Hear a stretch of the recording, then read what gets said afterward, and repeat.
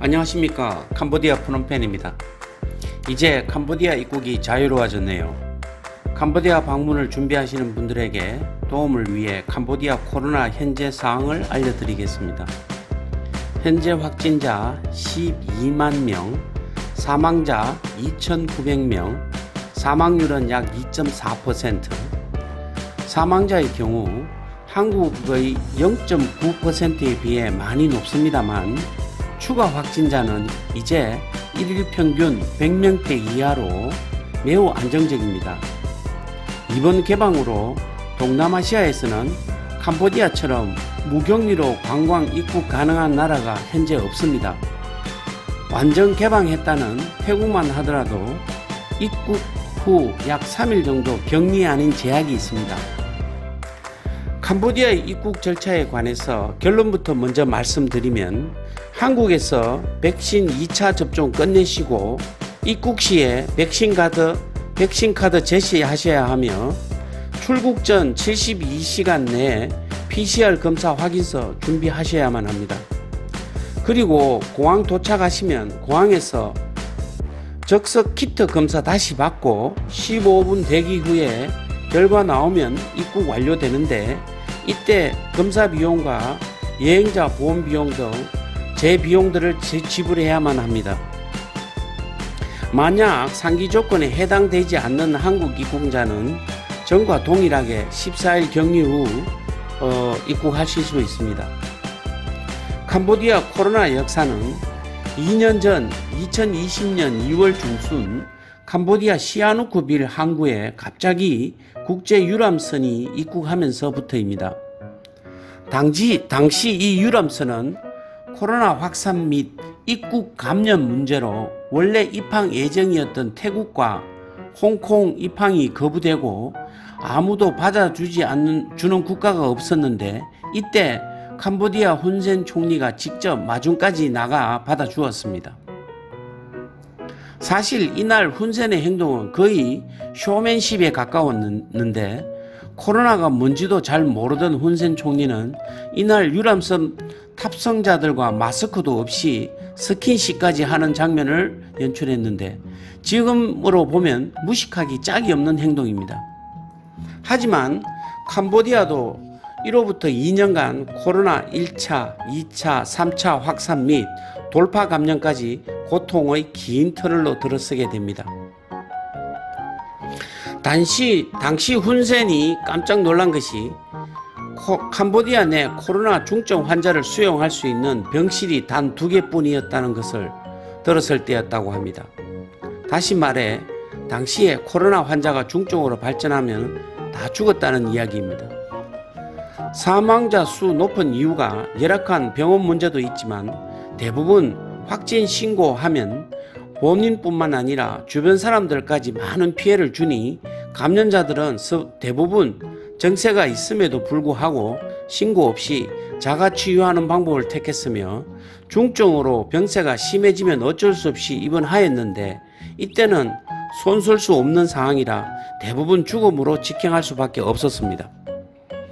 캄보디아에서 처음으로 겪는 이번 중국 역병 때문에 저와 같은 외국인들도 말 그대로 수갑 채워 묶여버린 꼴이 되었는데 특히 올 초부터 지난 9월까지 약 6개월 동안은 도시가 봉쇄되고 식당 영업이 중단되었으며 주류 판매가 중단되고 통행금지 등 많은 제한 속에 살아야만 했었습니다. 저희 또한 이 기간 강력한 조치들로 숨조차 쉴 수 없는 상황이었는데 특히 4월과 5월 전체 락다운 기간 동안에는 건설 현장이 모두 중단되어 철근 등 자재 공급 매출이 제로를 기록했으며 지난달까지도 판매가 극히 부진해 많은 피해를 봤습니다. 흔히들 어디 가나 사람 사는 것이 다 똑같다고 하시는데 여기 캄보디아는 똑같지 않습니다.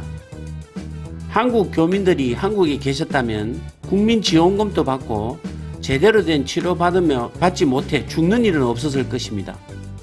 여기서는 어떠한 피해 보상도 없었고 버텨야만 했습니다. 이번 사태에 장사도 못하면서 비싼 월세 다 감당하고 꿋꿋이 살아남으신 식당이나 개인 가게 운영하시는 우리 소상공 교민들 정말 존경스럽습니다.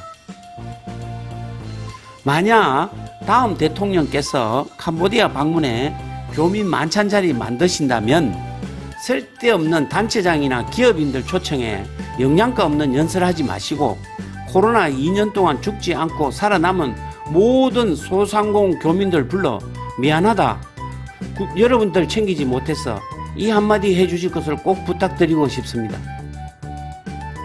현재 캄보디아의 국민의 90%가 백신 접종을 마쳐 이번 코로나 사태에 대응하는 이곳 정부의 노력만은 칭찬하고 싶습니다. 이 모두가 중국에서 지원한 백신 덕분입니다만 캄보디아는 고마워하면서도 한편으로는 앙금이 있나 봅니다. 2주 전에 훈센 총리는 지금까지 중국산 백신과 치료제에 의지해 왔으나 이제 미국 치료제를 수입할 때라고 애둘러 언급하고 미국 제약사와 5만 인분의 치료제를 인당 50불에 조속히 수입, 코로나 사태에 적극 대처하겠다고 일부러 중국을 언급하기도 했습니다. 아무튼 다른 주변국과 비교해 코로나 사태에 대응하는 정부의 모습은 박수를 보내고 싶습니다. 이제 본론으로 돌아와 캄보디아에는 원래부터 전기 사정이 좋지 않았습니다. 못 살기도 했고 심한 내전 후 후유증으로 전기 연결망이 모두 파괴되어 처음부터 다시 전국토 전력망 공사를 시작해야 했기 때문입니다. 30년 전 초창기 이곳에 사업하러 오신 한국 교민들은 뭘 시작하려고 해도 전기부터 없어 고생이 아주 많으셨다고 합니다. 지금은 아주 빠른 속도로 전기 사정이 개선되고 있습니다만 여전히 부족한 상황이고 특히 여기는 산업시설이 전혀 없음에도 가전 사용량이 많은 건기철에는 수력 발전이 없어 더 전기 공급이 불안정한 상황입니다. 현재 2020년도 기준 전력 생산량은 3000kW로 수력 발전과 석탄 발전이 각각 35%로 전체 70%를 차지하고 있고 20%는 아직도 태국과 베트남으로부터 전기 수입하고 있습니다. 캄보디아의 한정격인 EDC는 공사비 대비 전력량이 낮은 수력발전 정설 계획은 중단하고 신재생 및 화력발전으로 방향을 바꾸어 전력 정강 진행 중에 있습니다. 하지만 전 국민이 정전 없는 나라에서 생활하려면 정부 계획상으로는 2030년이 되어야 한다고 하는데 글쎄요. 현재 한국의 1인 전기 사용량이 세계 8위로 시간당 1000kW인데 캄보디아는 고작 350kW입니다. 약 30배 정도 차이 납니다. 전기를 많이 사용하는 기간 산업 즉 중공업 공장들이 없어 한국과 바로 비교하는 것이 적절치는 않으나 최소 3000kW 정도는 되어야 전력 더 이상 전기로 인한 고통은 없을 것 같습니다. 과거에 비해 전기 공급량의 확대로 전기료도 많이 떨어졌는데 15년 전인 초창기 저희가 공장 돌릴 때 킬로와트당 75센트였습니다. 현재는 15센트 정도입니다. 이는 정부 발전량 뿐만 아니라 이곳에서 계속 늘어나고 있는 사설 발전소들의 역할이 크다고 할 것입니다. 저희 사업 건물의 전기와 설비 공사는 강화 ENC라는 회사에서 수주 진행하고 있습니다.